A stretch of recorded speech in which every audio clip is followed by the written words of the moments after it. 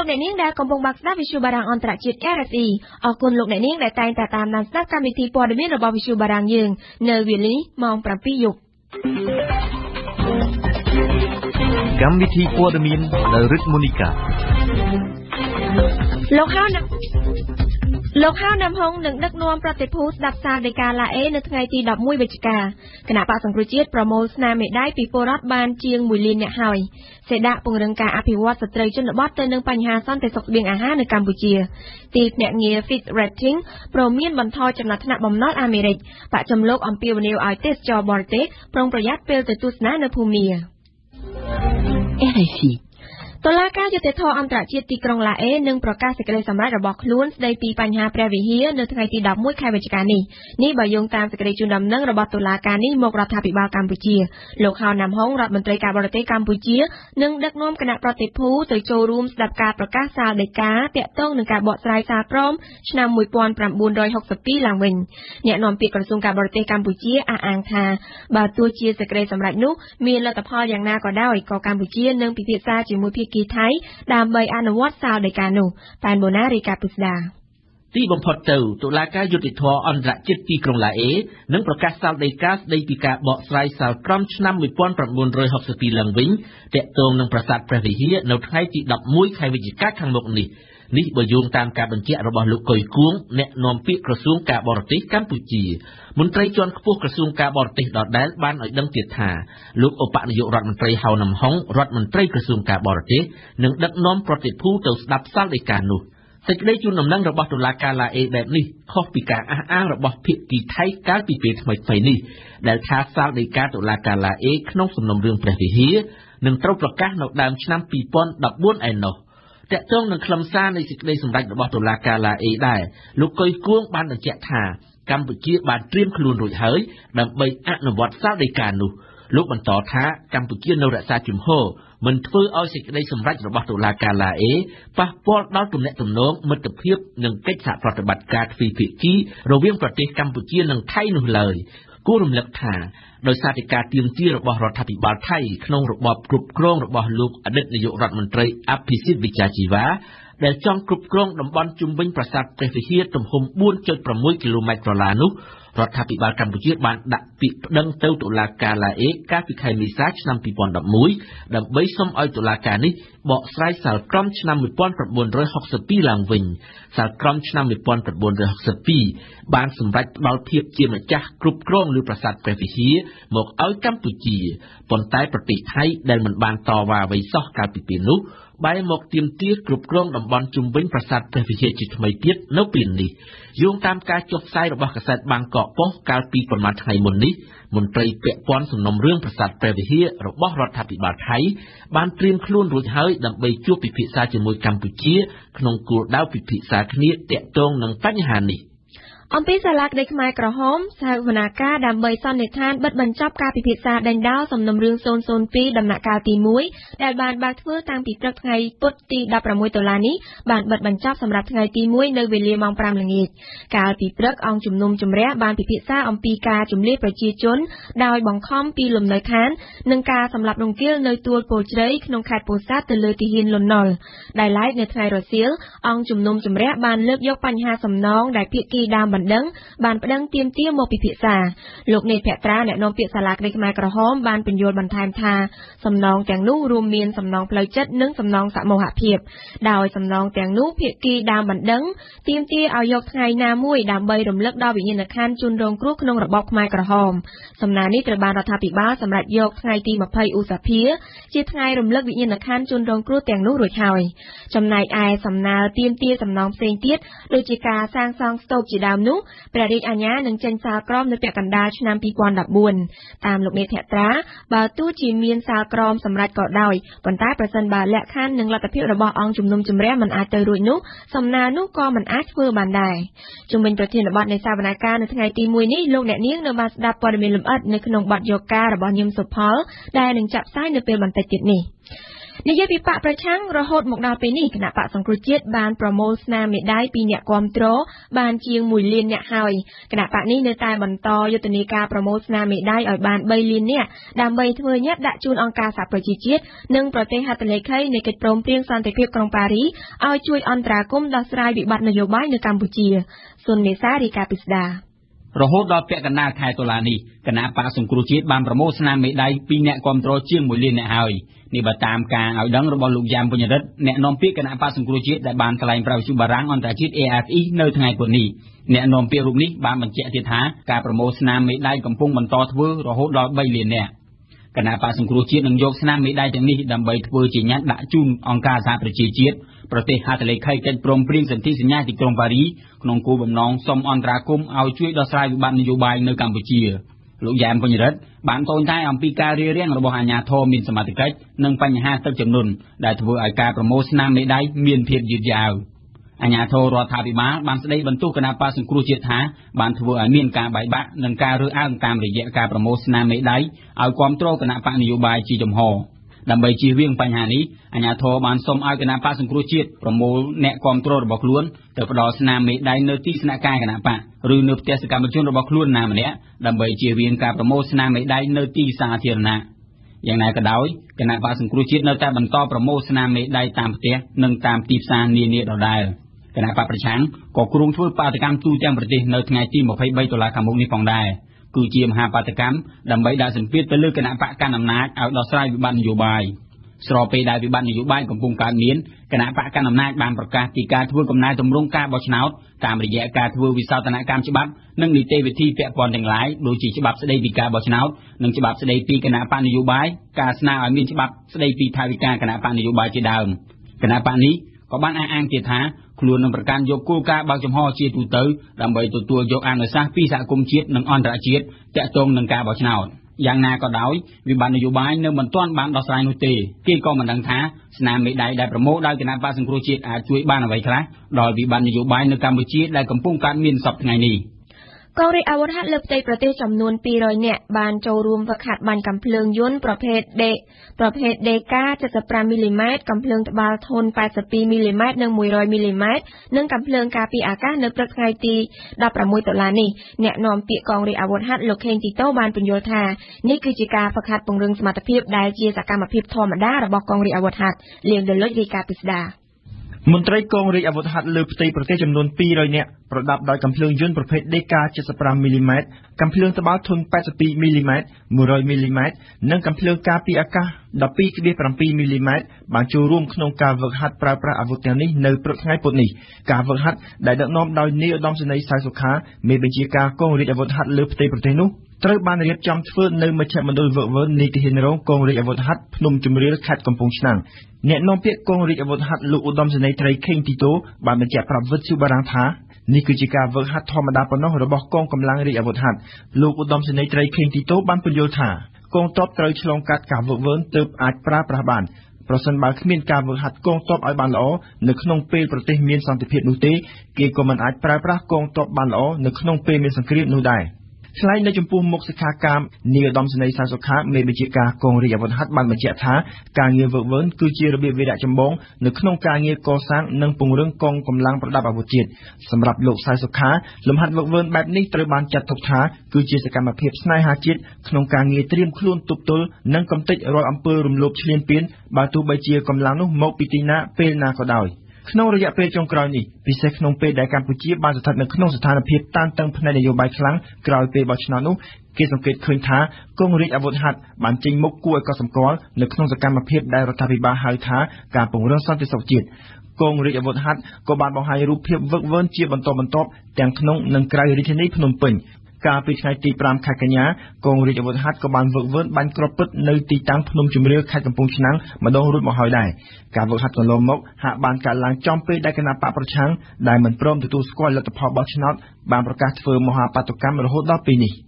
លោកអ្នកនាងថ្ងៃទី16ដុល្លារនេះគឺជាទិវាស្បៀងអាហារពិភពលោកថ្ងៃនេះប្រទេសជាច្រើននៅលើពិភពលោកកំពុងតែប្រារព្ធពិធីនេះដោយផ្ដោតទៅលើប្រធានបទផ្សេងៗគ្នាដោយឡែកនៅកម្ពុជាអង្គការជំនាញខាងកសិកម្មឈ្មោះថាសេដាក៏បានរៀបចំពិធីអបអរសាទរទិវានេះផងដែរដោយផ្ដោតលើការរួមចំណែករបស់ស្ត្រីជនបទក្នុងការអភិវឌ្ឍកសិកម្មនិងសន្តិសុខស្បៀងអាហារសួងសុភារីរាយការណ៍ពីស្ដារការចូលរួមរបស់ស្ត្រីជនបទក្នុងការអភិវឌ្ឍកសិកម្មមានសារៈសំខាន់ក្នុងការពង្រឹងសន្តិសុខស្បៀងអាហារនៅកម្ពុជាប្រកបដោយនិរន្តរភាពនេះគឺជាប្រធានបទនៃសិក្ខាសាលាមួយដែលរៀបចំឡើងដោយអង្គការសេដានៅថ្ងៃពុធនេះនៅឯមជ្ឈមណ្ឌលសហប្រតិបត្តិការកម្ពុជាជប៉ុនទីក្រុងភ្នំពេញការចាប់យកប្រធានបទនេះមកពិភាក្សាក្នុងទិវាស្បៀងអាហារពិភពលោកក៏ព្រោះតែអង្គការសេដាគិតថាស្ត្រីគឺជាចលករយ៉ាងសំខាន់ដើម្បីអភិវឌ្ឍដំណើរការកសិកម្មក្នុងគ្រួសារលោកយ៉ងសាំងកូម៉ាប្រធានអង្គការសេដាបានប្រាប់វិទ្យុបារាំងអន្តរជាតិថាការពិតទៅស្ត្រីជាកម្លាំងផលិតដ៏ខ្លាំងក្លាមួយប៉ុន្តែកន្លងទៅនេះស្ត្រីពុំត្រូវបានទទួលស្គាល់ក្នុងកិច្ចការនេះទេហើយដូច្នេះហើយបានជានៅពេលនេះអង្គការសេដាចង់ឲ្យពិភពលោកផ្ដល់តម្លៃដល់ការដាំដុះរបស់ស្ត្រីជាលក្ខណៈគ្រួសារដើម្បីរក្សាស្ថិរភាពស្បៀងអាហារនៅកម្ពុជាជាមួយគ្នានោះលោកយ៉ងសាំងកូម៉ាក៏បានវាយតម្លៃពីសន្តិសុខស្បៀងអាហារនៅកម្ពុជាចន្លោះឆ្នាំ2013-2014នេះថាមានភាពល្អប្រសើរចំពោះផលិតផលស្រូវអង្ករថ្នាក់ជាតិប៉ុន្តែលោកបានសង្កត់ធ្ងន់ថានៅតាមតំបន់ខ្លះទឹកជំនន់ក៏អាចធ្វើឲ្យបាត់បង់ស្បៀងអាហារផងដែរដោយសារស្រូវរបស់ពួកគេត្រូវបានលិចលង់ទោះជាយ៉ាងណាលោកគិតថាប្រសិនបើស្រូវអង្ករមិនឡើងថ្លៃទេកសិករក៏មិនប្រឈមមុខនឹងកង្វះអាហារដែរគូបញ្ជាក់ថានៅក្នុងថ្ងៃនេះសហភាពអឺរ៉ុបក៏បានចេញសេចក្តីថ្លែងការណ៍មួយព្រួយបារម្ភពីបញ្ហាសន្តិសុខស្បៀងអាហារលើពិភពលោកសេចក្តីថ្លែងការណ៍បានលើកឡើងថាក្នុងមួយឆ្នាំមានកុមារច្រើនជាង3លាននាក់នៅលើពិភពលោកបានស្លាប់ដោយសារតែមិនទទួលបានអាហារគ្រប់គ្រាន់នេះជាបញ្ហាដែលពិភពលោកមិនអាចទទួលយកបានទេសហភាពអឺរ៉ុបបន្តថាកង្វះស្បៀងបច្ចុប្បន្នមិនសូវចោទជាបញ្ហាប៉ុន្មានឡើយប៉ុន្តែបញ្ហាទទួលទានអាហារមិនមានជីវជាតិគ្រប់គ្រាន់ទើបជាបញ្ហាចោទដ៏ចម្បងដែលពិភពលោកគួរផ្ដោតការយកចិត្តទុកដាក់គូបញ្ជាក់ថាភ្ជាប់ជាមួយសិក្ខាសាលារបស់អង្គការសេដានៅថ្ងៃទី17ដល់18ដុល្លារវេទិកាអង្គការមិនមែនរដ្ឋាភិបាលស្ដីពីកម្ពុជានិងអង្គការជាតិនិងអន្តរជាតិសំខាន់ៗមួយចំនួននឹងរៀបចំវេទិកាកសិករថ្នាក់ជាតិលើកទី4ចាប់ពីម៉ោង 7:30 នាទីព្រឹកដល់ម៉ោង 5 រសៀលនៅសាលសន្និសីទចតុមុខភ្នំពេញនេះបញ្យងតាមលិខិតអញ្ជើញរបស់វេទិកាអង្គការមិនមែនរដ្ឋាភិបាលស្ដីពីកម្ពុជានៅក្នុងវេទិកាថ្នាក់ជាតិលើកទី4ដែលមានអ្នកចូលរួមសរុបប្រមាណជាង500នាក់នឹងជួយដោះស្រាយបញ្ហាជូនដល់ប្រជាកសិករនៅតាមទីជនបទនៅក្នុងប្រទេសកម្ពុជាទាក់ទងនឹងការប្រែប្រួលអាកាសធាតុនិងសន្តិសុខស្បៀងប្រធានបទនៃវេទិកានៅឆ្នាំនេះគឺរួមគ្នាធ្វើឲ្យប្រសើរឡើងនៅសមត្ថភាពបន្ស៊ាំទៅនឹងការប្រែប្រួលអាកាសធាតុរបស់កសិករដើម្បីធានានូវសន្តិសុខស្បៀងវេទិកានេះជាការផ្ដល់ឱកាសដល់តំណាងកសិករទាំង24ខេត្តក្រុងក៏ដូចជាកសិករមកពីតំបន់អាស៊ានចំនួន10រូបអង្គការសង្គមស៊ីវិលវិស័យឯកជននិងរាជរដ្ឋាភិបាលបានជួបជុំគ្នាពិភាក្សានិងស្វែងរកដំណោះស្រាយលើបញ្ហាចម្បងនានានិងផែនការដែលនឹងត្រូវយកទៅអនុវត្តនៅពេលខាងមុខទាក់ទងនឹងការប្រែប្រួលអាកាសធាតុនិងសន្តិសុខស្បៀងនៅក្នុងប្រទេសកម្ពុជាជំវិញរឿងរ៉ាវដែលបុគ្គលិកនៅប្រលានយន្តហោះអន្តរជាតិនាំគ្នាធ្វើកោតកម្មនោះនៅពេលនេះបានដោះស្រាយរួចរាល់ហើយបន្ទាប់ពីមានការចរចារវាងបុគ្គលិកសហជីពនិងប្រធានក្រុមហ៊ុនរួមជាមួយអភិបាលខេត្តកាលពីល្ងាចម្សិលមិញបុគ្គលិកបានយល់ព្រមបញ្ឈប់សកម្មភាពកោតកម្មហើយនាំគ្នាចូលធ្វើការវិញហើយតាមលោកមុំរិទ្ធីប្រធានសហជីពអាកាសចរខេត្តសៀមរាបបានប្រាប់វិទ្យុបារាំងអន្តរជាតិថាក្រុមហ៊ុនយល់ព្រមដោះស្រាយលក្ខខណ្ឌ3ចំណុចដែលបុគ្គលិកបានស្នើសុំដូច្នេះបុគ្គលិកក៏ព្រមព្រៀងជាមួយក្រុមហ៊ុនវិញថាមិនបន្តធ្វើកោតកម្មហើយនាំគ្នាចូលធ្វើការដូចធម្មតាវិញទាក់ទងនឹងការបោសសម្អាតមីននៅកម្ពុជារដ្ឋាភិបាលជប៉ុនប្រកាសផ្ដល់ប្រាក់ជាង$687,000 អាមេរិកដល់អង្គការសកម្មភាពកម្ចាត់មីនជប៉ុននេះបើយោងតាមសេចក្តីប្រកាសព័ត៌មានរបស់ស្ថានទូតជប៉ុននៅថ្ងៃពុធនេះការផ្ដល់ថវិកានេះគឺដើម្បីអនុវត្តគម្រោងបង្កើនប្រសិទ្ធភាពបោសសម្អាតសំណល់ជាតិផ្ទុះពីសង្គ្រាមនៅកម្ពុជាក្នុងតំបន់ភាគខាងជើងនិងភាគកណ្ដាលគួររំលឹកថាបច្ច័យនៃសង្គ្រាមស៊ីវិល3ទសវត្សរ៍បានបន្សល់ទុកគ្រាប់មីននិងយុទ្ធភ័ណ្ឌមិនទាន់ផ្ទុះរាប់លានគ្រាប់នៅលើដីនិងនៅក្រោមដីក្នុងប្រទេសកម្ពុជាយើងផ្ដើមព័ត៌មានអន្តរជាតិដោយនិយាយពីសហរដ្ឋអាមេរិកទីភ្នាក់ងារវាយតម្លៃហានិភ័យបំណុលអន្តរជាតិឈ្មោះថា Fitch Ratings បានប្រកាសនៅថ្ងៃអង្គារម្សិលមិញនេះថាអាមេរិកអាចបាត់បង់ចំណាត់ថ្នាក់បំណុលកម្រិត AAA ដែលជាចំណាត់ថ្នាក់ខ្ពស់របស់ខ្លួនមូលហេតុគឺដោយសារតែវិបត្តិនយោបាយដែលបង្កឲ្យចេញជាវិបត្តិថវិកាក្នុងស្រុកនោះនៅតែពន្យាពេលមិនទាន់ដោះស្រាយចេញព្រមសឿនសូលេណាជួនព័ត៌មានពិស្ដា កន្លងមកទីភ្នាក់ងារវិតម្លៃហានិភ័យបំណុលអន្តរជាតិ Fitch Rating ធ្លាប់បានដាក់ចំណាត់ថ្នាក់បំណុលរបស់អាមេរិកក្នុងកម្រិតពិន្ទុជាអក្សរឡាតាំង AAA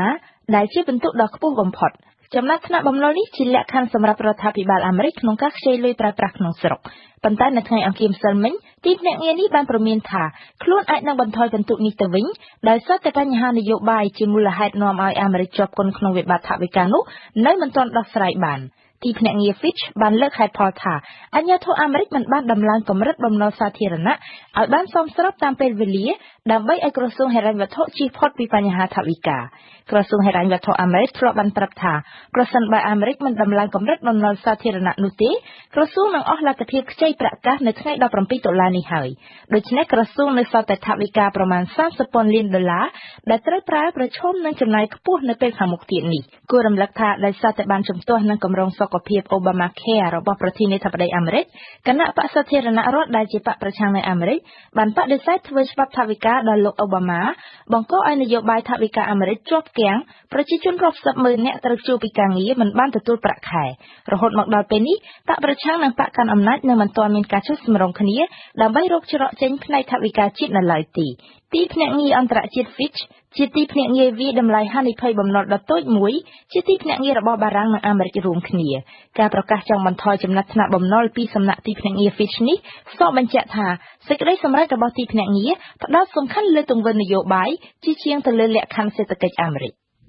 នៅប្រទេសសេរីការបំទុះគ្រាប់បែកដែលបានកំទេចរថយន្តដឹកទំនិញនៅថ្ងៃពុធនេះបានសម្លាប់មនុស្ស21នាក់ដែលវាបន្ថែមភាពកាន់តែបន្ទាន់ក្នុងការស្វែងរកកិច្ចប្រឹងប្រែងពីអន្តរជាតិដើម្បីបើកកិច្ចពិភាក្សាសន្តិភាពដោះស្រាយសង្គ្រាមស៊ីវិលនៅសេរីមនុស្ស21នាក់បានស្លាប់នៅក្នុងតំបន់ណាវ៉ាក្នុងនោះមាន4នាក់ជាកុមារនិង6នាក់ជាស្ត្រីក្រុមសង្កេតការណ៍បាននិយាយថាក្រុមសកម្មជនបានចាប់ប្រកាន់លើយោធារដ្ឋាភិបាលថាបានរៀបចំគម្រោងការបំទុះគ្រាប់បែកនេះសហរដ្ឋអាមេរិកដែលជាខ្នងរបស់ក្រុមប្រឆាំងនៅស៊ីរីបានទទូចឲ្យក្រុមប្រឹក្សាជាតិស៊ីរីដែលជាក្រុមប្រឆាំងធំជាងគេនៅស៊ីរីទម្លាក់ចោលការបដិសេធរបស់ពួកគេក្នុងការចូលរួមក្នុងកិច្ចពិភាក្សាហ្សឺណែវ2ហើយថាវត្តមានក្រុមប្រឆាំងពិតជាចាំបាច់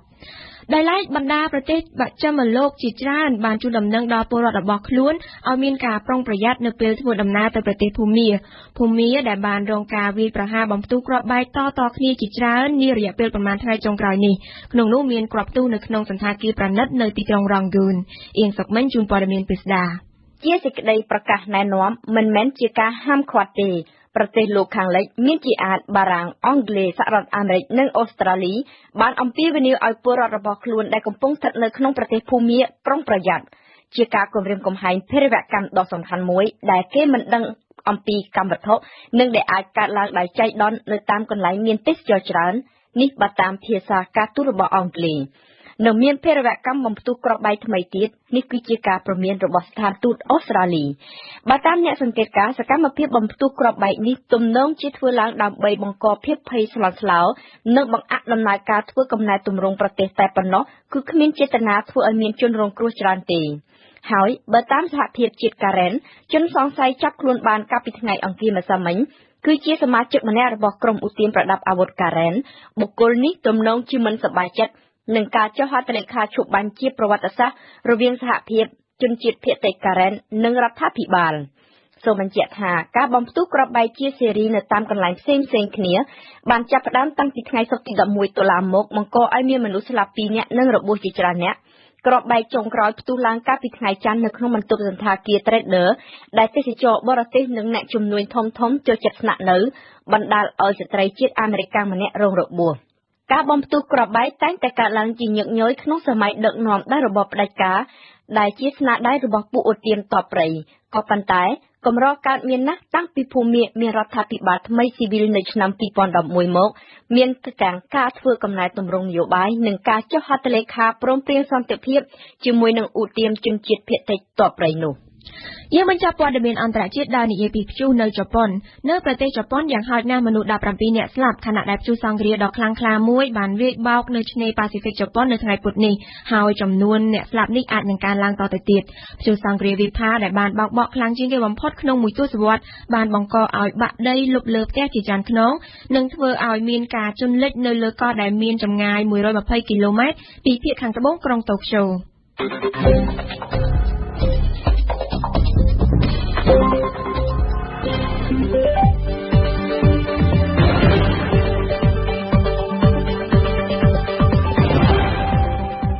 Visu barang RFI ភ្នំពេញ 92 MHz សៀមរាប 92 MHz បាត់ដំបងក្រុងព្រះសីហនុ និងកំពង់ចាម 94.5 MHz លោកអ្នកនាងកំពុងស្ដាប់កម្មវិធីព័ត៌មានរបស់វិទ្យុបារាំងអន្តរជាតិ RFE តទៅនេះលោកអ្នកនាងនឹងបានស្ដាប់កម្មវិធីផ្សាយបន្តរបស់យើងដែលមានដូចតទៅជាដំបូងគឺជានីតិភ្ញៀវប្រចាំថ្ងៃនេះលៀងដុលិចបានជួបសម្ភាសជាមួយលោកហេងហួរវេជ្ជបណ្ឌិតឯកទេសជំងឺភ្នែកនៅមន្ទីរពេទ្យព្រះអង្គឌួងបន្តមកទៀតគឺជានីតិព្រឹត្តិការណ៍អន្តរជាតិប្រចាំថ្ងៃសេងឌីណាលើកឡើងពីទិវាស្បៀងអាហារពិភពលោកឆ្នាំ2013ផ្ដោតលើប្រព័ន្ធផលិតស្បៀងប្រកបដោយចីរភាពនៅក្នុងនីតិបទយកការវិញថ្ងៃនេះញោមសុផលនឹងនិយាយពីប្រជាពលរដ្ឋនៅតែចូលរួមនិងផ្ដល់តម្លៃទៅលើការកាត់ទោសអតីតមេដឹកនាំខ្មែរក្រហមនិងចុងក្រោយគឺជានីតិសុខភាពនិងអនាម័យរបស់អៀងសុកមិញលើកឡើងអំពីជំងឺគ្រុនផ្ដាសាយ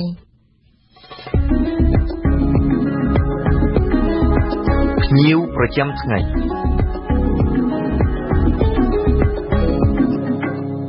ភ្ញៀវប្រចាំថ្ងៃរបស់វិទ្យុបារាំងអន្តរជាតិនៅថ្ងៃនេះគឺលោកហេងហួរវេជ្ជបណ្ឌិតឯកទេសជំងឺភ្នែកនៅមន្ទីរពេទ្យព្រះអង្គឌួងនៅក្នុងបទសម្ភាសន៍ជាមួយលៀងដុលុចលោកវេជ្ជបណ្ឌិតហេងហួរបានអះអាងថាជំងឺភ្នែកដែលកំពុងផ្ទុះឡើងច្រើននេះគឺជាជំងឺភ្នែកក្រហមដែលមិនមែនជាជំងឺធ្ងន់ធ្ងរឡើយលោកវេជ្ជបណ្ឌិតពន្យល់ថាជំងឺអាចជាសះស្បើយទៅវិញដោយឯងគ្រាន់តែត្រូវប្រើពេលយូរប៉ុន្តែលោកវេជ្ជបណ្ឌិតបានទូន្មានឲ្យអ្នកជំងឺត្រូវទទួលការព្យាបាលដើម្បីឲ្យឆាប់ជាសះស្បើយនិងដើម្បីកាត់បន្ថយអត្រាឆ្លងរាលដាលផងសូមអញ្ជើញលោកអ្នកនាងស្ដាប់បទសម្ភាសន៍រវាងលៀងដុលុចនិងលោកវេជ្ជបណ្ឌិតហេងហួរដូចតទៅលោកវេជ្ជបណ្ឌិតហេងហួរខ្ញុំបាទសូមជម្រាបសួរលោកបានជំរាបសួរលោកវេជ្ជបណ្ឌិតឃើញថារយៈពេលប្រហែលថ្ងៃចុងក្រោយនេះប្រជាពលរដ្ឋខ្មែរកាន់តែច្រើនទៅនឹងមានជំងឺភ្នែកបានហើយពួកគាត់នឹងភ្នែកឡើងក្រហមគ្រប់គ្នាទាំងក្មេងទាំងចាស់អាចបញ្យល់បានទេលោកវេជ្ជបណ្ឌិតថាតើនេះគឺជាជំងឺភ្នែកធម្មតាដែលមានជារៀងរាល់ឆ្នាំឬមួយក៏មានបាតុភូតអ្វីធ្វើឲ្យមានជំងឺភ្នែកនេះបាទសូមជម្រាបលោកគ្រូបានសូមអរគុណយើងសង្កេតឃើញថាប្រហែលខែចុងក្រោយនេះគឺមានការរាលដាលនៃជំងឺឈឺភ្នែកក្រហមបាទជំងឺឈឺភ្នែកក្រហមក៏ពិតវាមានរៀងរាល់ឆ្នាំអញ្ចឹងបាទប៉ុន្តែចម្លែកដល់ឆ្នាំនេះយើងឃើញថាវាមានច្រើនខុសពីឆ្នាំរាល់ដងថាជំងឺហ្នឹងគឺវារៀបតបាតវាឆ្លងគ្នាឧមាថាអ្នកជំងឺម្នាក់ឈឺភ្នែកក្រហមអញ្ចឹងគាត់អាចចម្លងទៅអ្នកផ្សេងទៀតតាមការប៉ះពាល់ភ្នែករបស់គាត់ដូចជាអ្នកដែលប្រើប្រាស់របស់រួមដូចជាផ្សែងកម្មាជូតមុខរួមគ្នាអញ្ចឹងនឹងប៉ះពាល់ដល់ទឹកភ្នែកអ្នកជំងឺហើយគាត់យកទៅប្រើទៅឆ្លងអាហ្នឹងមេរោគវាក៏ពួក adenoviral បាទជាប្រភេទមេរោគធម្មតាទេឬក៏ជាមេរោគដែលគួរឲ្យព្រួយបារម្ភដែរនោះលោកវេជ្ជបណ្ឌិតបាទហ្នឹងការឈឺភ្នែកក្រហមក៏ពិតវាអាចបាត់ទៅវិញខ្លួនវាដែរណាក្នុងរយៈពេលអាចមួយសប្តាហ៍ទៅពីរសប្តាហ៍អញ្ចឹងបើសិនជាយើងព្យាបាលគឺយើងព្យាបាលទៅតាមរោគសញ្ញាវាអញ្ចឹងហើយព្រោះហ្នឹងវាមានលកម្មភ្នែកក្រហមវាទឹកភ្នែកអាចក្តៅភ្នែកអញ្ចឹងយើងអាចពាក់វ៉ែនតាខ្មៅការពារឬមួយក៏យើងអាចស្អំជាមួយទឹកត្រជាក់ដូចជាទឹកកកអញ្ចឹងក៏អាចបាត់ដែរបាទហ្នឹងបន្ធូររោគសញ្ញាមកឲ្យវាឈឺបាទលោកវិជ្ជបណ្ឌិតបានមានប្រសាសន៍អំបញ្ញមិញហើយថាជាឆ្នាំមួយដែលចម្លែកដែរពីព្រោះថាមានកើតជំងឺភ្នែកក្រហមនេះច្រើនលោកវិជ្ជបណ្ឌិតអាចយល់បានទេថាអ្វីជាមូលហេតុដែលធ្វើឲ្យកើតច្រើនជាងឆ្នាំធម្មតានោះបាទមកនេះតាមខ្ញុំយល់គឺវាអាចតាក់ទងនឹងទឹកចំនួនណាព្រោះកាលណាយើងឈឺភ្នែកក្រហមអញ្ចឹងរបស់របរដែលយើងប្រើប្រាស់មកដូចជាអ្នកទឹកនៅតាមជនបទហ្នឹងផ្សែងអីចឹងប្រមាណហ្នឹងគាត់អាចប៉ះពាល់ទឹកភ្នែកគាត់ហើយគាត់អាចគក់នៅតាមទឹកទៅតាមអីហ្នឹងហូរទឹកអីចឹងហើយមួយក៏กระดาษជូតភ្នែកគាត់បោះពីវាពាក្យកាលអញ្ចឹងអាចឆ្លងមេរោគដែលបង្កឲ្យមានជំងឺភ្នែកក្រហមនេះជាមេរោគដែលវាកើតមានធម្មតាជារៀងរាល់ឆ្នាំចឹងឬមួយក៏ថាមានឆ្នាំណាដែលមិនមានឬក៏យើងអាចសម្លាប់វាមិនឲ្យមានបានទេលោកវិជ្ជបណ្ឌិតបានក៏ប៉ុន្តែពួក adenoviral វាមានរាល់ឆ្នាំអញ្ចឹងណាយើងដូចគ្មានវិធានការអីការពារទេគាត់ថាបើសិនជាយើងកើតជំងឺហ្នឹងហើយវិធានការការពារដើម្បីទប់ស្កាត់កុំឲ្យឆ្លងទៅអ្នកផ្សេងហ្នឹងក៏ឲ្យវាមានឲ្យអ្នកជំងឺហ្នឹងគាត់ធ្វើអនាម័យខ្លួនគាត់ហ្នឹងបាទដូចជាឧស្សាហ៍លាងដៃជាមួយសាប៊ូកុំឲ្យគាត់ប្រើប្រាស់របស់រួមគ្នា កុំឲ្យគាត់ញីផ្នែកដែរនឹងឧទាហរណ៍ថាកម្មនេះកុំញីខ្លាច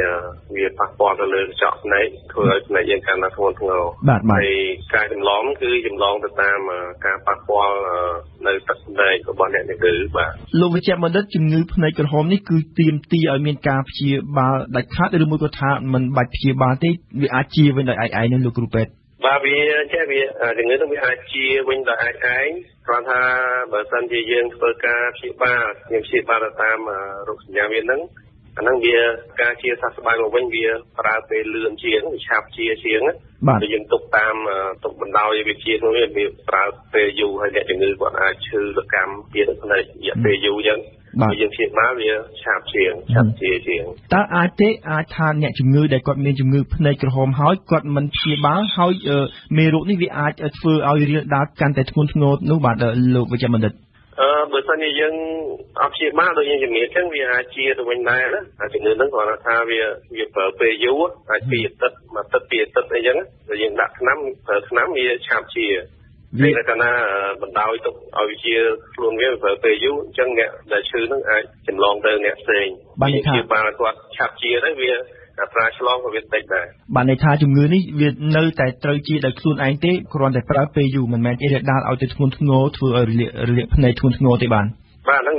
វាអាចជាវិញបើសិននេះតែចាំបាច់ត្រូវការព្យាបាលណាការព្យាបាលដើម្បីឲ្យគាត់ឆាប់ជាមកវិញណាលោកវិជ្ជបណ្ឌិតអ្នកដែលអាចកើតជំងឺនេះគឺមានទាំងកុមារមានទាំងមនុស្សធំតើអ្នកទាំងពីរនេះគាត់អាចមានលក្ខណៈផ្សេងគ្នាទេជាលក្ខណៈនៃជំងឺនោះគឺបានន័យថាប្រហែលជាកុមារអាចមានគ្រោះថ្នាក់ជាងមនុស្សធំបានតែបើជំងឺហ្នឹងវាអត់មាននេះវាដូចគ្នាពួក adenoviral conjunctivitis មេរោគវាគឺ adenoviral ដូចគ្នាអញ្ចឹងគាត់ថាកាលណាកើតលើកុមារគាត់មិនទៅអនាម័យលាងដៃសម្អាតអញ្ចឹងគាត់ជាញីភ្នែកញីអញ្ចឹងគាត់អាចរត់កញ្ចក់ភ្នែកហើយបើសិនយើងកើតលើមនុស្សធំយើងដឹងទៅជួបពេទ្យបញ្យល់ណែនាំថាត្រូវការពីយ៉ាងម៉េចដូចជាសារលាងដៃអញ្ចឹងបាទសារលាងដៃនិងសាប៊ូកុំប្រើប្រាស់របស់រួមអាហ្នឹងយើងអាចកាត់បន្ថយអត្រាឆ្លងនៃជំងឺនោះបានច្រើនលោកវិជ្ជបណ្ឌិតក៏មានដែរការកត់សម្គាល់ទៅលើអ្នកជំងឺខ្លះនោះគឺអ្នកខ្លះគាត់កើតតែម្ខាងទេអ្នកខ្លះទៀតគាត់កើតទាំងសងខាងតែម្ដងជំងឺក្រហមភ្នែកនេះបានដំបូងវាយ៉ាងកើតមានតែម្ខាងឯងអាចមួយថ្ងៃមួយពីរថ្ងៃក្រោយគាត់អាចឈឺម្ខាងទៀតដោយសារយ៉ាងម៉េចដោយសារគាត់ចេះតែប៉ះភ្នែកឈឺកាលណាគាត់ប៉ះភ្នែកឈឺទឹកភ្នែកប៉ះដៃគាត់មកញីភ្នែកខាងជាមកប៉ះភ្នែកខាងជាអាហ្នឹងដូចនាំមេរោគមកដាក់ភ្នែកខាងហ្នឹងឲ្យឆ្លងមកម្ខាងទៀតបាទលោកវិជ្ជបណ្ឌិតសំណួរមួយទៀតជាសំណួរចុងក្រោយខ្ញុំបាទចង់ដឹងថាតើក្រមវិជ្ជបណ្ឌិតអាចមានសង្ស័យថានៅក្នុងពេលជាមួយគ្នានេះអាចនឹងមានជំងឺឬក៏មេរោគអ្វីផ្សេងវាអាចជ្រៀតចូលមកបន្លំជាមួយគ្នានឹងជំងឺមេរោគក្រហមភ្នែកនេះដែរទេឬមួយក៏ថាมันមានទេឆ្លងកាត់តាមលោកវិជ្ជបណ្ឌិតបានជួបអ្នកជំងឺកន្លងមកគឺពិតហើយគឺមានតែជំងឺមេរោគតែមួយនេះទេបាទអត់មានមេរោគផ្សេងមកជ្រៀតចូលបន្លំទេបាទវាមានពីរប៉ុន្តែពពួកបាក់តេរីវាអាចមានពួកបាក់តេរីពួកគេហៅបាក់តេរី conjunctivitis អាហ្នឹងបង្កឡើងការឈឺភ្នែកក្រហមបង្កឡើងដោយពួកបាក់តេរីមួយទៀតគេហៅ viral ដែលច្រើននិយាយហ្នឹង viral conjunctivitis អាហ្នឹងមេរោគវាពួក adenoviral គាត់ថាជំងឺដែលបង្កដោយបាក់តេរីហើយនឹងបង្កដោយ viral ហ្នឹងវាខុសគ្នាត្រង់ថាបាក់តេរីវាមានម៉ែយើងហៅអាចភ្នែកភ្នែកហ្នឹងវាច្រើនវាដូចផ្ទុះអញ្ចឹងណាចំណែកពពួក viral វាគ្រាន់តែក្រហមហើយហៀទឹកភ្នែកវាអត់មានអាចភ្នែកច្រើនណាខុសគ្នាអញ្ចឹងជំងឺពីរហ្នឹងវាមានបាក់តេរីផង viral ផងគាត់ថា viral យើងសង្កេតឃើញថាវាមានច្រើនជាងពួកបាក់តេរីសពថ្ងៃហ្នឹងណាខ្ញុំបាទសូមអរគុណលោកវិជ្ជបណ្ឌិតហេងហួរវិជ្ជបណ្ឌិតឯកទេសជំងឺភ្នែកនៃមន្ទីរពេទ្យព្រះអង្គឌួងដែលបានផ្ដល់ពេលវេលាសម្ភាសន៍ដល់វិទ្យុបារាំងអន្តរជាតិ RFI នៅក្នុងនេតិភ្ញៀវប្រចាំថ្ងៃនៅថ្ងៃនេះខ្ញុំបាទសូមជម្រាបលាលោកបាទសូមជម្រាបលាព័ត៌មានលឿនរហ័សច្បាស់លាស់និងស៊ីជម្រៅវិទ្យុបារាំង RFI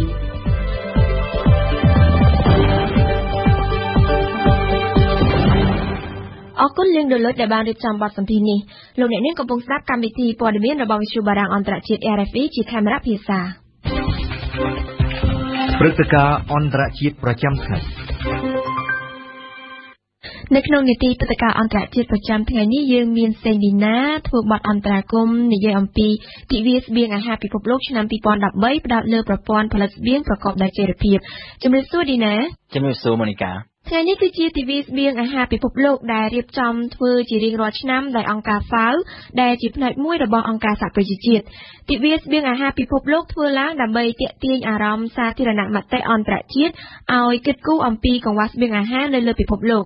ឌីណាគិតជាសរុបនៅទូទាំងពិភពលោកតើមានមនុស្សប៉ុន្មានលានអ្នកហើយដែលរងគ្រោះដោយសារបញ្ហាខ្វះស្បៀងនៅក្នុងពេលបច្ចុប្បន្ននេះម៉ូនីកាបើតាមរបាយការណ៍របស់អង្គការសហប្រជាជាតិនៅក្នុងពេលបច្ចុប្បន្នហ្នឹងមនុស្សដែលប្រឈមមុខនឹងការខ្វះស្បៀងជាប្រចាំនៅទូទាំងពិភពលោកមានប្រហែលជា842លាននាក់ក្នុងចំណោមប្រជាជនសរុបទាំង7000លាននាក់នៅទូទាំងពិភពលោកមានន័យថាបើសិនជាយើងគិតជាមធ្យមនៅទូទាំងពិភពលោកក្នុងចំណោមមនុស្ស8នាក់មានម្នាក់ដែលជួបនឹងបញ្ហាខ្វះស្បៀងជាប្រចាំហើយក្នុងចំណោមមនុស្សទាំង842លាននាក់ដែលជួបនឹងបញ្ហាខ្វះស្បៀងហ្នឹងស្ទើរតែទាំងអស់គឺរស់នៅក្នុងប្រទេសកំពុងអភិវឌ្ឍមានតែប្រហែលជា16លាននាក់ប៉ុណ្ណោះដែលរស់នៅក្នុងប្រទេសអភិវឌ្ឍម៉ូនីកាបើប្រៀបធៀបនឹងកាលពីមុនតើបញ្ហាខ្វះស្បៀងនេះមានលក្ខណៈកាន់តែធ្ងន់ធ្ងរឬក៏មានការធូរស្រាលជាងមុនវាអាស្រ័យទៅតាមតំបន់នៅតំបន់អាស៊ីប៉ាស៊ីហ្វិកនិងនៅអាមេរិកឡាទីនចំនួនប្រជាជនដែលប្រឈមមុខនឹងការខ្វះស្បៀងនោះមានការថយចុះជាពិសេសនៅអាស៊ីប៉ាស៊ីហ្វិកថយចុះប្រហែលជា 30% ធៀបទៅនឹង10ឆ្នាំមុនដោយសារតែគេឃើញថានៅក្នុងតំបន់នោះមានការអភិវឌ្ឍសេដ្ឋកិច្ចច្រើននៅតាមប្រទេសមួយចំនួនក៏ប៉ុន្តែបើមើលទៅតំបន់អាហ្វ្រិកវិញចំនួនមនុស្សដែលរងគ្រោះដោយការខ្វះស្បៀងអាហារហ្នឹងមានការកើនឡើងហើយអ្វីដែលគួរកត់សម្គាល់មួយទៀតគឺនៅតាមបណ្ដាប្រទេសអភិវឌ្ឍចំនួនមនុស្សដែលប្រឈមមុខនឹងការខ្វះស្បៀងហ្នឹងក៏មានការកើនឡើងដែរគឺកើនឡើងពី13លាននាក់កាលពីឆ្នាំ2006ឡើងមកដល់16លាននាក់កាលពីឆ្នាំ2012កន្លងទៅនេះម៉ូនីកាឌីណាតើពិភពលោកទាំងមូលមានសមត្ថភាពផលិតស្បៀងគ្រប់គ្រាន់ស្របទៅនឹងចំនួនប្រជាជនទាំង7000លាននាក់សប្តាហ៍ថ្ងៃនេះដែរឬទេបើសិនជាយើងមើលទៅលើការសិក្សារបស់អង្គការ FAO ស្បៀងសរុបដែលគេអាចផលិតបាននៅទូទាំងពិភពលោកទាំងមូលហ្នឹងមានបរិមាណគ្រប់គ្រាន់សម្រាប់ចិញ្ចឹមជីវិតប្រជាជនសរុបទាំងអស់ទាំង7000លាននាក់សប្តាហ៍ថ្ងៃហ្នឹងបានអ្វីដែលចោទជាបញ្ហាគឺនៅត្រង់ថាបរិមាណស្បៀងទាំងអស់ហ្នឹងវាមិនដូចគ្នានៅគ្រប់តំបន់ទេកន្លែងខ្លះមានស្បៀងច្រើនលើសពីតម្រូវការចំណែកឯកន្លែងខ្លះទៀតវាមិនគ្រប់គ្រាន់តាមតម្រូវការម៉ូនីកាតើអ្វីខ្លះដែលជាដើមហេតុដែលនាំឲ្យមានបញ្ហាខ្វះស្បៀងនេះឌីណាមូលហេតុមានច្រើនក៏ប៉ុន្តែដើមហេតុចម្បងជាងគេគឺទី1ភាពក្រីក្រគេឃើញថានៅតាមកន្លែងខ្លះ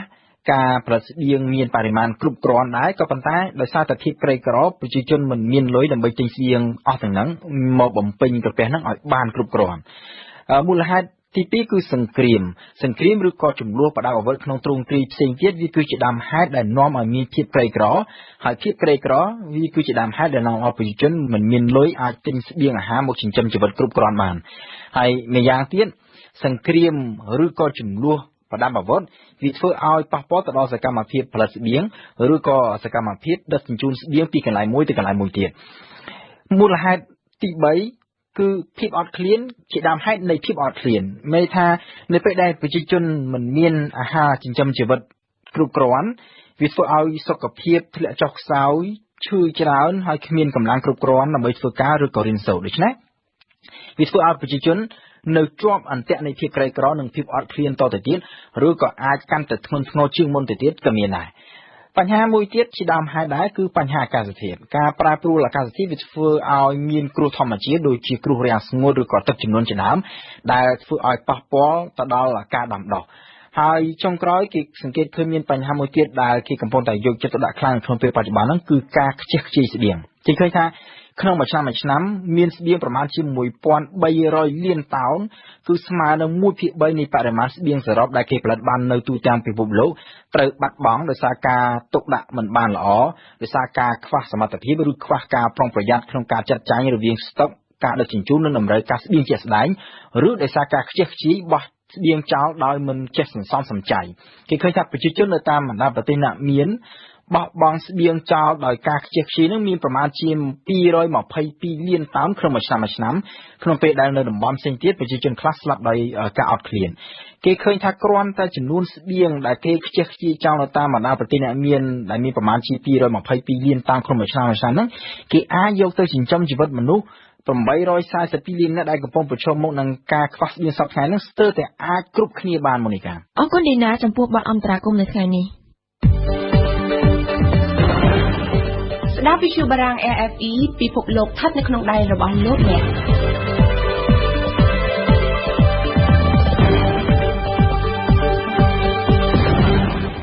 លោកអ្នកនាងកំពុងស្ដាប់វិទ្យុបារាំងអន្តរជាតិ RFE មុននឹងជួនកម្មវិធីបន្តខ្ញុំសូមរំលឹកព័ត៌មានសំខាន់ៗឡើងវិញតុលាការយុត្តិធម៌អន្តរជាតិទីក្រុងឡាអេនឹងប្រកាសសេចក្តីសម្រេចរបស់ខ្លួនស្តីពីបញ្ហាព្រះវិហារនៅថ្ងៃទី11ខែវិច្ឆិកានេះបើយោងតាមសេចក្តីជូនដំណឹងរបស់តុលាការនេះមករដ្ឋាភិបាលកម្ពុជាលោកហៅណាំហុងរដ្ឋមន្ត្រីការបរទេសកម្ពុជានឹងដឹកនាំគណៈប្រតិភូទៅចូលរួមស្ដាប់ការប្រកាសសាលដីកាទាក់ទងនឹងការបកស្រាយសាលក្រមឆ្នាំ1962ឡើងវិញអ្នកនាំពាក្យក្រសួងការបរទេសកម្ពុជាអះអាងថា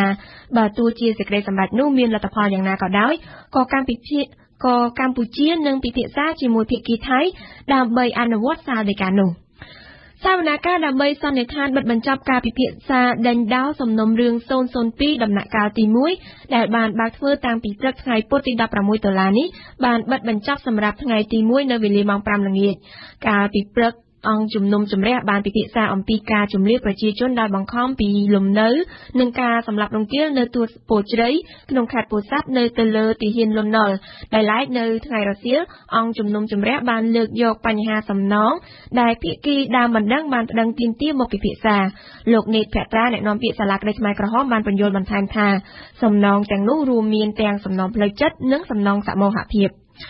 រហូតមកដល់ពេលនេះគណៈបកសង្គ្រោះជាតិបានប្រមូលស្នាមមេដាយពីអ្នកគាំទ្របានជាង1លានអ្នកហើយគណៈបកនេះនៅតែបន្តយុទ្ធនាការប្រមូលស្នាមមេដាយឲ្យបាន3លានអ្នកដើម្បីធ្វើញាត់ដាក់ជូនអង្គការសហប្រជាជាតិនិងប្រទេសហត្ថលេខីនៃកិច្ចព្រមព្រៀងសន្តិភាពក្រុងប៉ារីឲ្យជួយអន្តរាគមន៍ដោះស្រាយវិបត្តិនយោបាយនៅកម្ពុជាថ្ងៃទី16ដុល្លារនេះគឺជាទិវាស្បៀងអាហារពិភពលោកថ្ងៃនេះប្រទេសជាច្រើននៅពិភពលោកកំពុងតែប្រារព្ធពិធីនេះដែលផ្ដោតទៅលើប្រធានបទផ្សេងៗគ្នាដែលឡែកនៅកម្ពុជាអង្គការជំនាញខាងកសិកម្មឈ្មោះថាសេដាក៏បានរៀបចំពិធីអបអរសាទរទិវានេះផងដែរដែលផ្ដោតលើការចូលរួមចំណាយរបស់ស្ត្រីជនបទក្នុងការអភិវឌ្ឍកសិកម្មនិងសន្តិសុខស្បៀងអាហារទីភ្នាក់ងារវិតម្លៃហានិភ័យបំណុលអន្តរជាតិឈ្មោះថា Fitch Ratings បានប្រកាសនៅថ្ងៃអង្គារម្សិលមិញនេះថាអាមេរិកអាចបាត់បង់ចំណាត់ថ្នាក់បំណុលកម្រិត AAA ដែលជាចំណាត់ថ្នាក់ខ្ពស់របស់ខ្លួនមូលហេតុគឺដោយសារតែវិបត្តិនយោបាយដែលបង្កឲ្យចេញជាវិបត្តិថវិកាក្នុងស្រុកនោះនៅតែពញាពេលមិនទាន់ដោះស្រាយចេញដែលឡែកបណ្ដាប្រទេសបច្ចិមលោកជាច្រើនបានជូនដំណឹងដល់ពលរដ្ឋរបស់ខ្លួនឲ្យមានការប្រុងប្រយ័ត្ននៅពេលធ្វើដំណើរទៅប្រទេសភូមាដែលបានរងការវាយប្រហារបំផ្ទុះគ្រាប់បែកតគ្នាជាច្រើនលើកនារយៈពេលប្រមាណថ្ងៃចុងក្រោយនេះនៅក្នុងនោះមានគ្រាប់ផ្ទុះនៅក្នុងសន្តាគារប្រណិតនៅទីក្រុងរ៉ង់ហ្គូននៅប្រទេសជប៉ុនយ៉ាងហោចណាស់មនុស្ស17នាក់ស្លាប់ខណៈដែលព្យុះសង្ឃរាដ៏ខ្លាំងក្លាមួយបានវាយបោកនៅឆ្នេរប៉ាស៊ីហ្វិកជប៉ុននៅថ្ងៃពុធនេះហើយចំនួនអ្នកស្លាប់នេះអាចនឹងកើនឡើងតទៅទៀតបទយកកាសាលាក្តីខ្មែរក្រហមបានបើកសវនាការឡើងវិញនៅថ្ងៃពុធទី16ដុល្លារបន្ទាប់ពីសម្រាកមួយរយៈពេលខ្លីសវនាការដែលនឹងបន្តរហូតដល់ដំណាច់ខែតុលានេះមានលក្ខណៈខុសប្លែកពីសវនាការកន្លងមកដោយសារតែវាជាការសម្រេចលើសេចក្តីសន្និដ្ឋានបិទបញ្ចប់សំណុំរឿង002ដំណាក់កាលទី1ជាមួយគ្នានេះប្រជាពលរដ្ឋមកពីបណ្ដាខេត្តនានារួមទាំងព្រះសង្ឃផងនោះប្រមាណជា500នាក់យល់ថាសវនាការកាត់ទោសលើអតីតមេដឹកនាំខ្មែរក្រហមនាពេលនេះកាន់តែមានសារៈសំខាន់នៅក្នុងប្រវត្តិសាស្ត្រសាលាក្តីអន្តរជាតិនៃអំពើឧក្រិដ្ឋកម្មដែលចាំបាច់ត្រូវតែចំណាយពេលវេលាមកចូលរួមសូមអញ្ជើញលោកអ្នកនាងស្ដាប់បទយកការរបស់ញឹមសុផលដូចតទៅចាប់តាំងពីព្រឹកព្រលឹមម៉ោង7រថយន្តក្រុងវែងផ្ទុកទៅដោយមនុស្សពេញបើកចូលទៅក្នុងទីតាំងសាលាក្តីកាត់ទោសអតីតមេដឹកនាំខ្មែរក្រហមនៅឃុំកំបូលជារាជធានីភ្នំពេញជាការពិតអស់រយៈពេលជាង7ខែមកហើយដែលសាលាក្តីខ្មែរក្រហមបានដំណើរការស្វែងរកយុត្តិធម៌ជូនជនរងគ្រោះដោយរបបកាប់សម្លាប់ក្នុងចន្លោះឆ្នាំ1975ដល់ឆ្នាំ1979ត្រូវបានគេអះអាងថាបានឈានមកដល់ចំណុចសំខាន់នៃសំណុំរឿង002ដំណាក់កាលទី1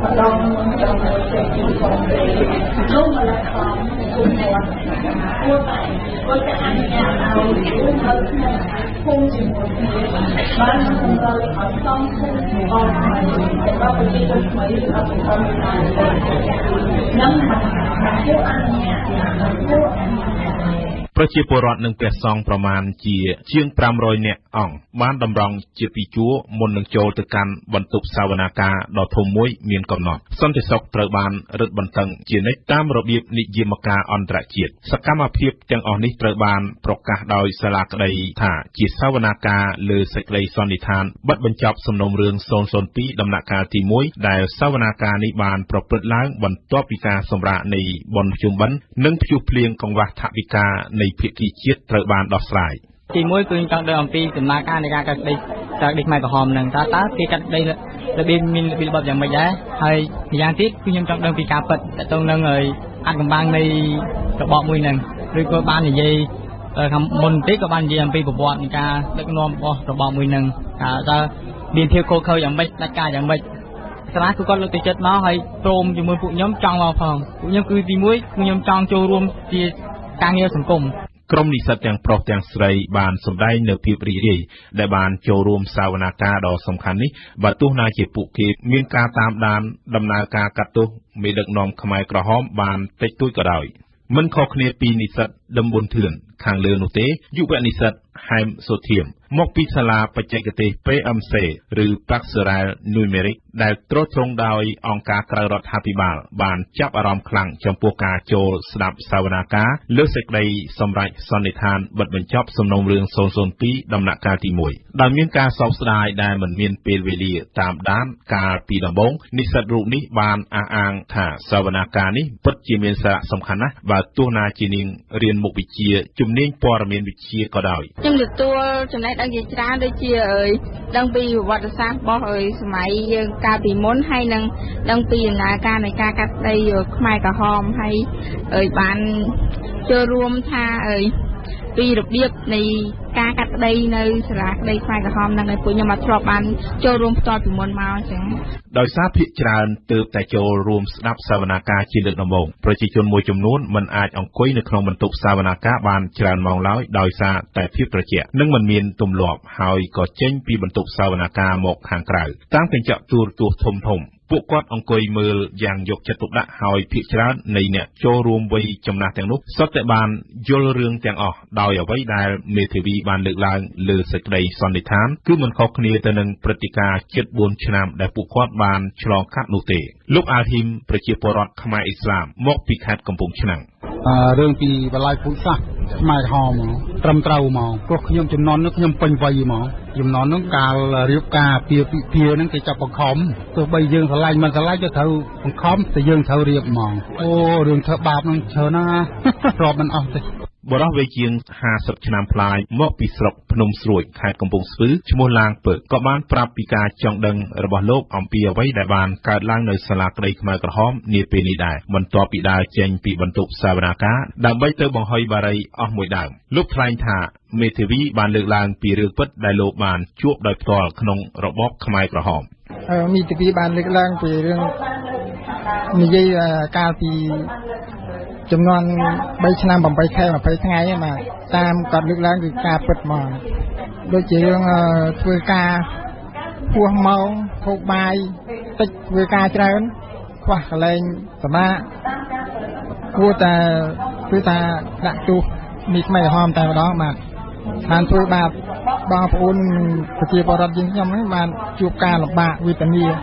មកពីស្រុកព្រៃកបាស់ខេត្តតាកែវស្ត្រីចំណាស់ជិត60ឆ្នាំពីររូបបានបរិភោគអាហារកញ្ចប់ថ្ងៃត្រង់នៅក្នុងសាលាក្តីហើយពោលថាពួកគាត់បានចំណាយពេលវេលាមកចូលរួមដោយផ្អាកពីមុខរបរប្រចាំថ្ងៃចំនួន1ថ្ងៃព្រោះចង់ដឹងចង់ឮនិងចង់ឃើញនៅផ្ទាល់ការកាត់ទោសអតីតមេដឹកនាំខ្មែរក្រហមលើសំណុំរឿង002ដែលជនជាប់ចោទបច្ចុប្បន្នកាន់តែមានចំនួនតិចទៅ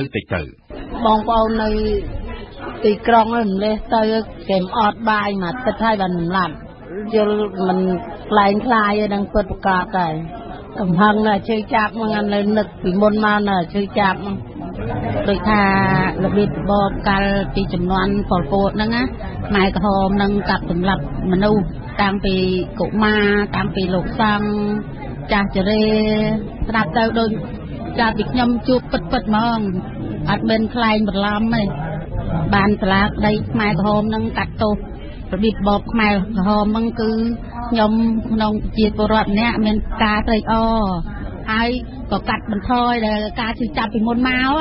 សម្រាប់សវនាការពេញមួយថ្ងៃលើសំណុំរឿង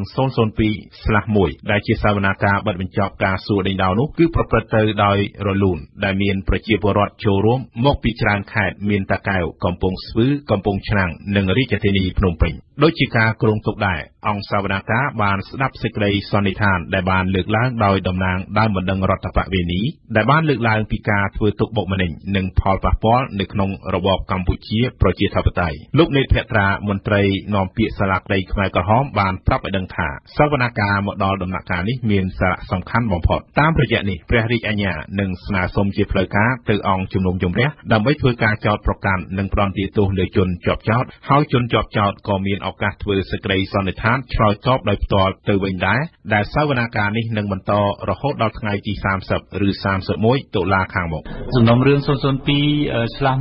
ឥឡូវនេះគឺសវនាការបានឈានដល់ដំណាក់កាលនៃការធ្វើសេចក្តីសន្និដ្ឋានបិទបញ្ចប់ការសួរដេញដោលលើភស្តុតាងដែលដំណាក់កាលនេះគឺជាដំណាក់កាលសំខាន់បំផុតបន្ទាប់ពីការបើកសវនាការអស់រយៈពេល212ថ្ងៃកន្លងមកនេះនៅពេលនេះគឺភាគីពាក់ព័ន្ធនានានឹងធ្វើសេចក្តីសន្និដ្ឋានទៅលើអង្គហេតុទៅលើភស្តុតាងទាំងឡាយដែលបានលើកឡើងនៅក្នុងដំណើរការសវនាការនាពេលកន្លងមកក៏ដូចជាលើកឡើងអំពីការស្នើសុំសំណងផងដែរតាក់ទងជាមួយនឹងក្រមភាគីតំណាងឲ្យដើមបណ្ដឹងរដ្ឋបវេនីដែលតាមច្បាប់គឺត្រូវស្នើសុំសំណងរដ្ឋបវេនីហើយសំណងនេះគឺមានពីរគឺសំណងផ្លូវចិត្តនិងសំណងសមូហភាពសូមបញ្ជាក់ថាអស់រយៈពេលជិត1ឆ្នាំមកហើយជនជាប់ចោទចំនួន4រូបរួមមានខៀវសំផននួនជាអៀងសារីនិងអៀងធីរិតសុទ្ធសឹងជាអតីតមេដឹកនាំកម្ពុជាខ្មែរក្រហមត្រូវបានអង្គជំនុំជម្រះសាលាដំបងនៃសាលាក្តីខ្មែរក្រហមនាំយកមកកាត់ទោសលើសំណុំរឿង 002 ក៏ប៉ុន្តែមិនទាន់ចប់ដំណាក់កាលទី1ផងជនជាប់ចោទដែលមានវ័យជរាទាំងនោះនៅសល់តែ2រូបប៉ុណ្ណោះគឺនួនជានិងខៀវសំផនដោយឡែកអៀងសារីអតីតឧបនាយករដ្ឋមន្ត្រីនិងអៀងធីរិតអតីតរដ្ឋមន្ត្រីក្រសួងសង្គមគិច្ចនៃរបបកម្ពុជាប្រជាធិបតេយ្យមិនត្រូវបានបន្តការកាត់ទោសលើសំណុំរឿង 002/1 ទេដោយសារប្តីប្រពន្ធទាំងពីរម្នាក់ស្លាប់និងម្នាក់ទៀតមានជំងឺវង្វេងវង្វាន់មិនអាចចូលសវនាការបានជាមួយគ្នានេះបងធំទី2នួនជាអាយុ87ឆ្នាំឈ្មោះដើមលងប៊ុនរួនអតីតប្រធានរដ្ឋសភានិងខៀវសំផនអាយុ82ឆ្នាំអតីតប្រមុខរដ្ឋនៃរបបកម្ពុជាប្រជាធិបតេយ្យត្រូវបានតុលាការចោទប្រកាន់ដូចគ្នាពីបទឧក្រិដ្ឋកម្មប្រឆាំងមនុស្សជាតិឧក្រិដ្ឋកម្មប្រឡាយពូជសាសន៍ការរំលោភបំពានយ៉ាងធ្ងន់ធ្ងរទៅលើអនុសញ្ញាទីក្រុងហ្សឺណែវឆ្នាំ1949និងអំពើមនុស្សឃាតការធ្វើទារុណកម្មនិងការធ្វើទុកបុកម្នេញខាងផ្នែកសាសនាដោយមានចែងក្នុងក្រមព្រហ្មទណ្ឌកម្ពុជាឆ្នាំ1956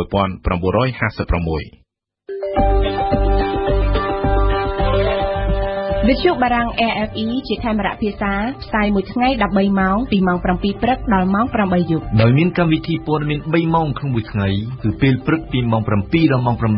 ថ្ងៃរសៀលពីម៉ោង1ដល់ម៉ោង2ពេលយប់ពីម៉ោង7ដល់ម៉ោង8សូមកុំភ្លេចបើកស្ដាប់វិទ្យុបារាំង RFE 92 MHz នៅភ្នំពេញនិងសៀមរាប 94.5 MHz នៅបាត់ដំបងក្រុងព្រះសីហនុនិងកំពង់ចាមស្ដាប់វិទ្យុបារាំងដើម្បីស្គាល់ពិភពលោកកាន់តែច្បាស់និងដើម្បីទទួលចំណេះដឹងអរគុណសុផលដែលបានរៀបចំបទយកការសម្រាប់យប់នេះលោកអ្នកនាងកំពុងស្ដាប់វិទ្យុបារាំងអន្តរជាតិ RFE ប្រសិនបើលោកអ្នកខកខានមិនបានស្ដាប់ការផ្សាយផ្ទាល់កម្មវិធីព័ត៌មានរបស់យើងលោកអ្នកក៏អាចស្ដាប់ឡើងវិញឬទាញយកអត្ថបទព័ត៌មានណាមួយដោយចូលទៅកាន់គេហទំព័រ www.khmer.orfi.fo សុខភាពនិងអនាម័យគ្រុនផ្ដាសាយនិងឈឺភ្នែកកំពុងកើតមានយ៉ាងច្រើនករណីនៅក្នុងប្រទេសកម្ពុជានារយៈពេលប៉ុន្មានថ្ងៃនេះតើផ្ដាសាយជាជំងឺអ្វីបណ្ដាលមកពីអ្វីនិងត្រូវធ្វើដូចម្តេចខ្លះទើបបានធូរស្រាលពីអាការៈរោគនេះសូមស្ដាប់បទអត្ថាធិប្បាយរបស់អ៊ីងសុកមិញស្ដីអំពីជំងឺគ្រុនផ្ដាសាយដែលជាការចាក់ផ្សាយឡើងវិញដូចតទៅ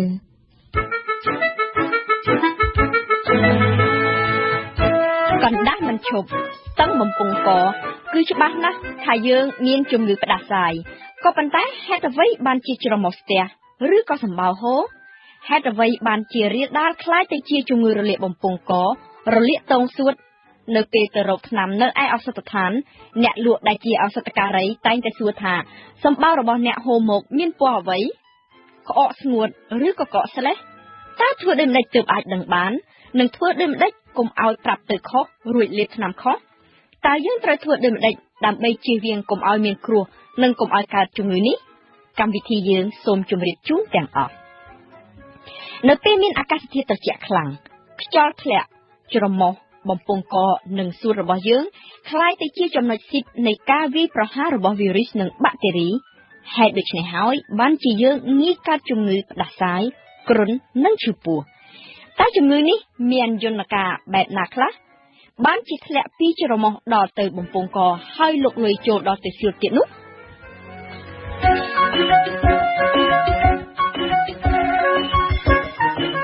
ហៀសម្បោរពិបាកដកដង្ហើមក្អកឥតឈប់ប្រកាសណាស់ថាយើងមានអាការៈកើតរោគផ្ដាសាយហើយតើផ្ដាសាយជាជំងឺអ្វីផ្ដាសាយជាជំងឺដែលបង្កឡើងដោយវីរុសនិងប្រមូលផ្ដុំទៅដោយអាការៈផ្សេងច្រើនផ្សេងគ្នានៅពេលទៅរកទិញថ្នាំតាមឱសថដ្ឋានអាការៈសញ្ញាទី1ដែលឱសថការីចង់ដឹងនិងសួរអ្នកនោះគឺសម្បោរតើអ្នកមានហៀសម្បោរទេតើសម្បោរនោះមានពណ៌យ៉ាងដូចម្តេចហេតុអ្វីសំណួរទាំងនេះពីព្រោះករណីខ្លះអ្នកលក់អាចផ្ដល់ថ្នាំបានក៏ប៉ុន្តែខ្លះទៀតអ្នកជំងឺត្រូវជួបគ្រូពេទ្យជាមុនសិន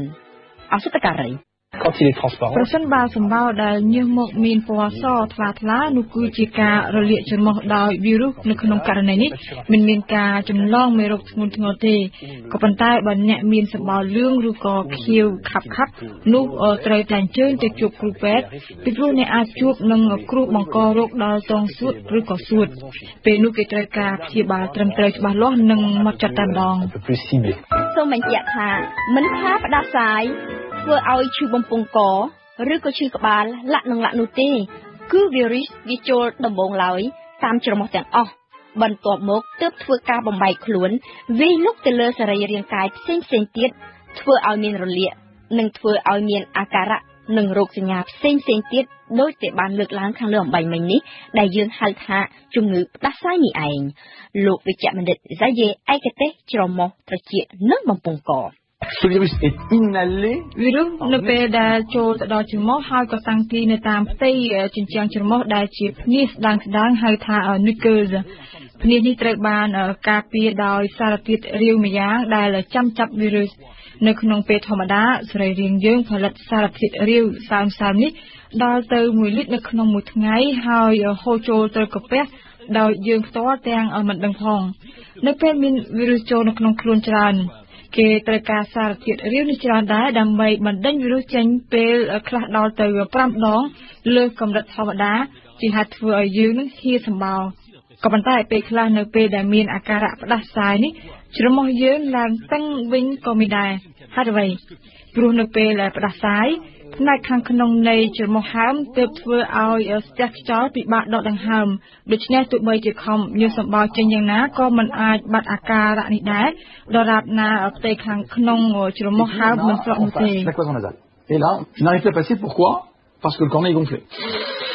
នេះជាអ្វីដែលហៅថាអាការៈគ្រុនផ្ដាសាយធម្មតាក៏ប៉ុន្តែពេលខ្លះផ្ដាសាយនេះអាចបង្កជាផលវិបាកធ្ងន់ធ្ងរខ្លាំងរាលដាលពេញសរីរាង្គកាយព្រោះថាច្រមុះយើងគឺជាសរីរាង្គមួយដែលភ្ជាប់ដោយផ្ទាល់ជាមួយនឹងសរីរាង្គផ្សេងទៀតមានជាអាចត្រចៀកច្រមុះជាប់ផ្ទាល់ជាមួយនឹងត្រចៀកដោយប្រឡាយមួយដោយបក់បញ្ចូលខ្យល់បរិយាកាសទៅត្រចៀកឲ្យមានលំនឹងជាមួយបរិយាកាសខាងក្រៅអាការៈឈឺក្បាលនេះគឺបណ្ដាលមកពីសម្ពាធខាងក្នុងនិងខាងក្រៅត្រចៀកមិនស្មើគ្នានេះឯងដូច្នេះនៅពេលដែលវីរុសលុកលុយចូលទៅក្នុងនោះវានឹងបង្កឲ្យមានការហើមដោយករណីច្រមុះដែរពេលនោះសម្ពាធខាងក្នុងនឹងកើនឡើងជាហេតុធ្វើឲ្យយើងនឹងមានអាការៈឈឺក្បាលហើយជាលទ្ធផលចុងក្រោយគឺរលាកត្រចៀកអូទីតជាមួយបំពង់កវិញវានឹងបណ្ដាលឲ្យបំពង់កហើមនិងរលាកប៉ុន្តែអ្វីដែលកាន់តែធ្ងន់ធ្ងរគឺនៅពេលដែលផ្ដាសាយធ្លាក់ទៅដល់សួតជាធម្មតាជាលិកាទូចនៃវីរុសផ្ដាសាយមួយភាគធំធ្លាក់ចុះទៅក្នុងក្រពះ គឺមានសល់តែតិចតួចប៉ុណ្ណោះដែលនៅរឹងទទឹងធ្លាក់ទៅដល់តងសួតជួនបង្កឲ្យមានអាការៈក្អកបន្តិចបន្តួចជួនបង្កឲ្យខ្លាចទៅជាជំងឺរលាកតងសួតសម្បោរជាតិខាត់រំអិលតិចៗនោះសុទ្ធសឹងតែជាវីរុសសម្រាប់អ្នកខ្លះក្អកតែ2ឬក៏3ខែវីរុសនោះក៏ចេញអស់ពីខ្លួនក៏ប៉ុន្តែបើវីរុសនោះរឹងទទឹងនៅយូរនោះវានឹងអាចវាយប្រហារតងសួតរបស់យើងคล้ายទៅជាការរលាកសួតបន្ទាប់មកបង្កើតជាបាក់តេរីពេញដេដាស់បង្ករោគជាជំងឺរលាកសួតដូច្នេះហើយបានជាគេត្រូវព្យាបាលជំងឺផ្ដាសាយមុនពេលដែលវាคล้ายទៅជាជំងឺធ្ងន់ធ្ងរទាន់ Il faut nettoyer la zone avec des sérums physiologiques កាយវិការដំបូងដែលគួរចងចាំនិងអនុវត្តភ្លាមនោះគឺការលាងសម្អាតរន្ធច្រមុះជាមួយនឹងទឹកសេរ៉ូមហ្វីស៊ីយ៉ូឡូស៊ីនៅពេលដែលតឹងច្រមុះនិងបន្ទាប់មកព្យាបាលអាការៈក្អកមានប្រភេទផ្សេងៗគ្នាជួនជាក្អកស្ងួតរមាស់នៅបំពង់កពេលយប់ជួនជាក្អកមានស្លេះសូមធ្វើកំណត់សម្គាល់ពីភាពខុសគ្នានៃការក្អកដើម្បីងាយទៅរកទិញថ្នាំក្អកស្លេះខុសពីថ្នាំក្អកស្ងួតថ្នាំក្អកមានស្លេះមានភារៈទៅរំលាយស្លេះដូច្នេះប្រសិនបើអ្នកមានក្អកស្លេះហើយទៅលេបថ្នាំក្អកស្ងួតនោះប្រកាសជាវឹកវរមិនខានទេពីព្រោះស្លេះរំអិលវានឹងទៅធ្លាក់ទៅដល់តងសួតហើយក្អកមិនឈប់ទេ C'est une catastrophe. Donc on n'arrête jamais une tout grave.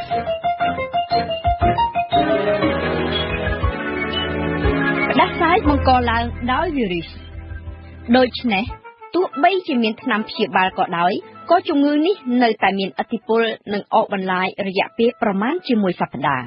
ដូច្នេះយល់ល្អគឺការពារកុំឲ្យកើតផ្ដាសាយតែម្ដងទើបល្អផ្ដាសាយមិនមែនបង្កើតឡើងដោយអាកាសធាតុត្រជាក់ទេគឺដោយវីរុសដែលងាយនឹងចម្លងបំផុតនៅពេលដែលមានអាកាសធាតុធ្លាក់ចុះទីងងឹតទីបិទចិត្តគ្មានខ្យល់ចេញចូលការរស់នៅប្រឆាំងគ្នាគឺជាប្រភពនៃការរីករាលដាលចម្លងនៃវីរុសឆ្លងពីមនុស្សម្នាក់ទៅមនុស្សម្នាក់ទៀតដោយងាយឲ្យតែមានការប៉ះពាល់គ្នាដោយផ្ទាល់ឬក៏ដោយប្រយោលតាមរយៈការប៉ះពាល់វត្ថុប្រើប្រាស់រួមគ្នាផ្សេងៗដូច្នេះបើមានសមាជិកណាម្នាក់កើតជំងឺផ្ដាសាយហើយសូមកុំប៉ះពាល់កុំថើបគ្នាហើយសូមលាងដៃនឹងសាប៊ូឲ្យបានច្រើនញឹកញាប់បំផុត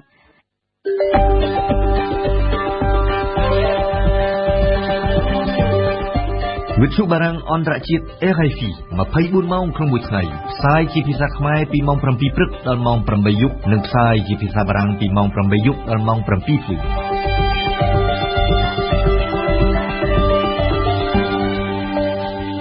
លោកអ្នកនាងជាទីមេត្រីកម្មវិធីព័ត៌មានរយៈពេលពេញ1ម៉ោងរបស់វិទ្យុបារាំងយើងជិតដល់ទីបញ្ចប់ហើយតែមុននឹងបិទបញ្ចប់នាងខ្ញុំសូមសង្ខេបព័ត៌មានប្រចាំថ្ងៃឡើងវិញតុលាការយុត្តិធម៌អន្តរជាតិទីក្រុងឡាអេនឹងប្រកាសសេចក្តីសម្រេចរបស់ខ្លួនស្តីពីបញ្ហាព្រះវិហារនៅថ្ងៃទី11ខែវិច្ឆិកានេះបើយោងតាមសេចក្តីជូនដំណឹងរបស់តុលាការនេះមករដ្ឋាភិបាលកម្ពុជាលោកហៅណាំហុងរដ្ឋមន្ត្រីការបរទេសកម្ពុជានឹងដឹកនាំគណៈប្រតិភូទៅចូលរួមស្ដាប់ការប្រកាសសាលដីកាទាក់ទងនឹងការបកស្រាយសាលក្រមឆ្នាំ 1962 ឡើងវិញអ្នកនាំពាក្យក្រសួងការបរទេសកម្ពុជាអះអាងថាបើទោះជាសេចក្តីសម្រេចនោះមានលទ្ធផលយ៉ាងណាក៏ដោយក៏